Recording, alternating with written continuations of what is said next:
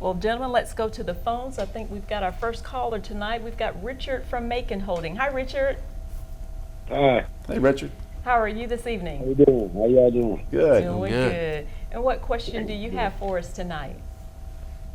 Yeah, I was like injured on my job last year, this month last year, and you know I got a lawyer and everything on the case, but you know I ain't never got no workman compensation for it. You know I'm still waiting to get workman compensation, and every time they come up with a hearing for me, they keep putting it off. This last one they done put off to July. And it's like the fourth time it's been put off. Is that standard, or is there some kind of way things can be speeded up where I can get my workman's comp check started? Yeah, I think something like that being put off a number of times is unusual, but not exceptionally odd, because things happen and things get delayed and put off. We had COVID and there's a backlog for courts and that sort of thing. But what I would do if I were you is just contact your lawyer, sit down with them and say, look, what's taking so long? I mean, there may be very good reasons. It might not be in your best interest to proceed to a hearing at this point. You might be in the process of getting better from whatever injury you had. The lawyer may still be evaluating what the case is worth. But the delay is probably caused by the insurance company. That's usually the case. They get to hold on to that money and not pay it to anybody until there's a ruling that says they have to pay it, and then they'll hold on to it as long as they can.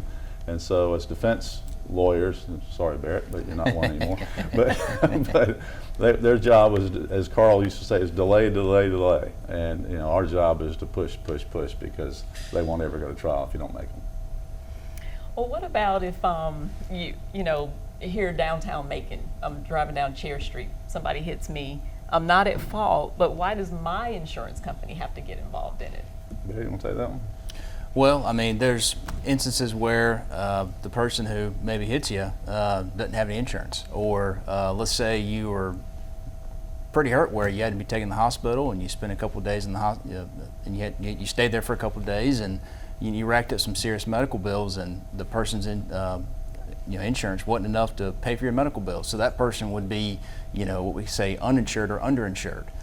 So if you have what we say uninsured or underinsured motorist coverage, which is required in Georgia for all policies, unless you reject it in writing, obviously. But that can save you and protect you and make sure that you're adequately compensated and can be receive money for your treatment and maybe for your pain and suffering and other stuff. So it's very sometimes important. with your property damage, it's easier to deal with your own insurance company than the other insurance company, and they can get their money back from them. Right. Sometimes it's quicker. They'll call you back because you are one of their customers, and so sometimes the property damage.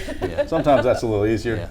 Yeah. And then sometimes the other insurance company, even though you think you weren't at fault and it shouldn't be an issue, they come up with some reason they think you are at fault. Yeah, so or they'll talk to their insured. Our insured tells us that it was the other person's fault. Conflicting accounts of how it happened.